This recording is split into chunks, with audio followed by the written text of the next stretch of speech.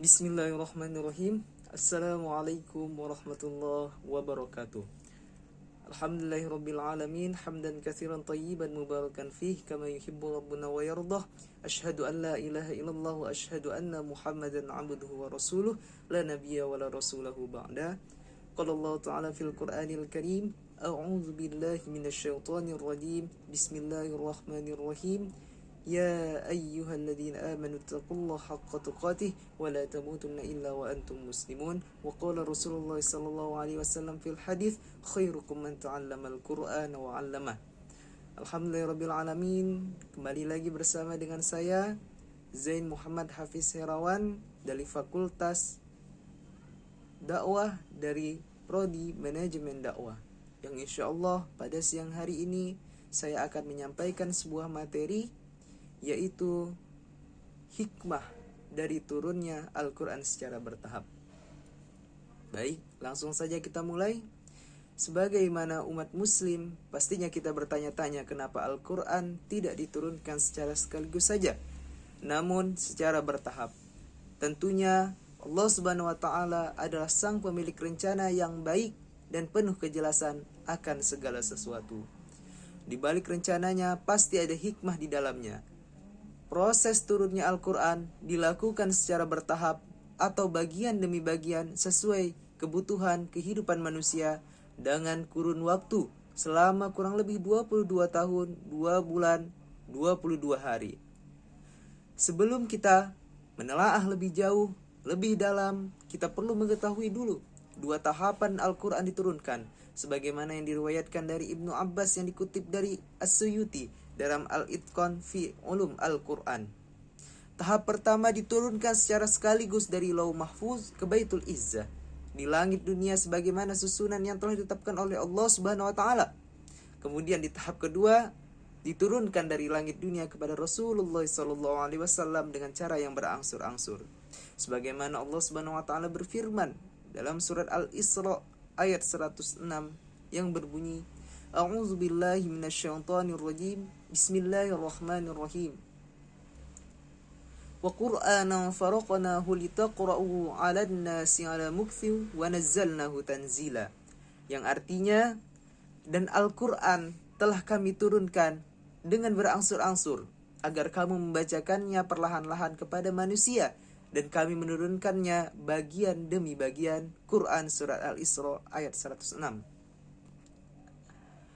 Kemudian menurut kitab At-Tibyan fi Adab Hamalatil Quran karya dari Imam An-Nawawi menjelaskan beberapa hikmah tentang diturunkannya Al-Quran secara bertahap. Nah, mari kita simak apa aja dalam kitab ini uraian tentang hikmah turunnya Al-Quran secara bertahap atau berangsur-angsur tadi. Yang pertama, hikmah diturunkannya Al-Quran secara bertahap adalah menguatkan hati Nabi Muhammad SAW dalam menyampaikan dakwahnya. Pada saat Nabi Muhammad SAW dan para sahabat berdakwah di era Makkiyah, kerap kali mendapatkan banyak menantang, dijauhi, bahkan dicemooh dan disiksa. Sebagaimana yang diisyaratkan oleh firman Allah Subhanahu wa Ta'ala yang artinya, mengapa orang-orang kafir, mengapa Al-Quran itu tidak diturunkan saja kepadanya sekali turun saja? Demikianlah supaya kami perkuat hatimu dengannya dan kami membacakannya secara tartil, teratur dan benar. Quran surat Al-Furqan ayat 32. Selain itu, dukungan agar semakin kukuh dan kuat atas kezaliman orang-orang kafir, Allah Subhanahu wa Ta'ala mencoba menenangkan dari hati Nabi Muhammad sallallahu alaihi wasallam dengan turunnya surat Al-An'am ayat 34 yang artinya, dan sesungguhnya Rasul-Rasul sebelum engkau pun telah didustakan, tetapi mereka sabar terhadap pendustaan dan penganiayaan yang dilakukan terhadap mereka, sampai datang pertolongan kepada mereka.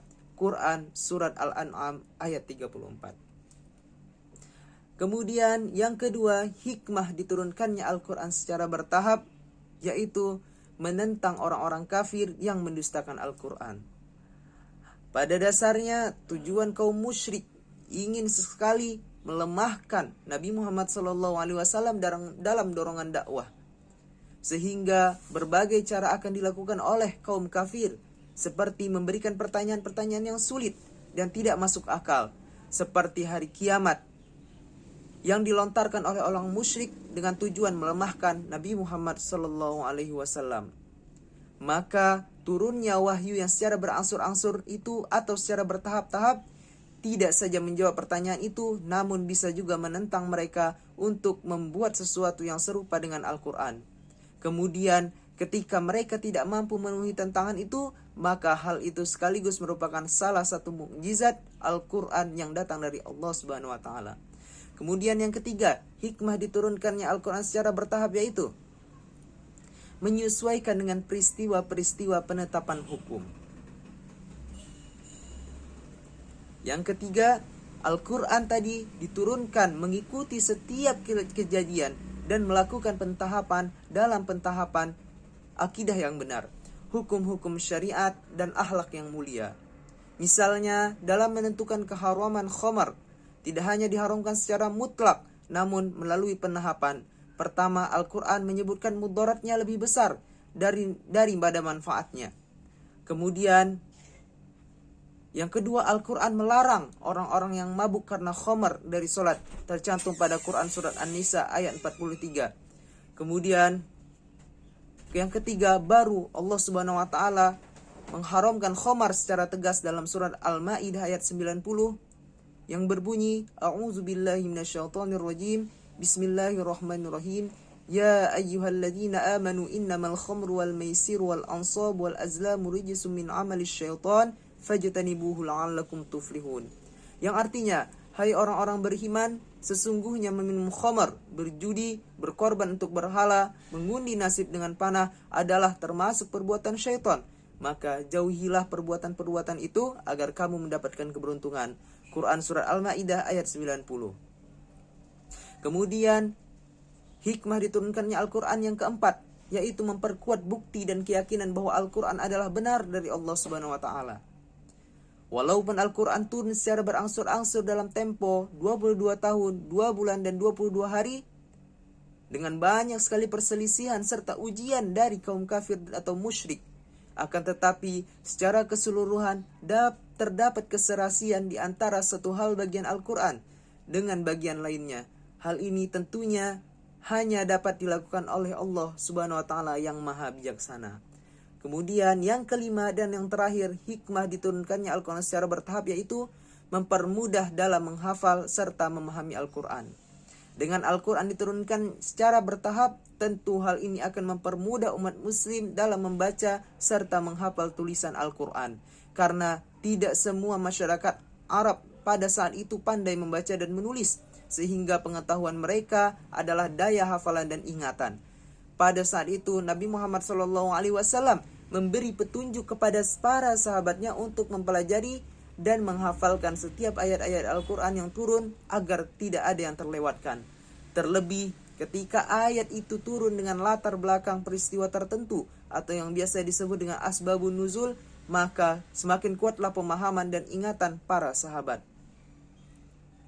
Itulah sebabnya kenapa kita yang berada pada generasi saat ini sangat dianjurkan untuk membaca atau bahkan menghafalkan Al-Quran, supaya kita bisa berkontribusi dalam peningkatan agama Islam ini.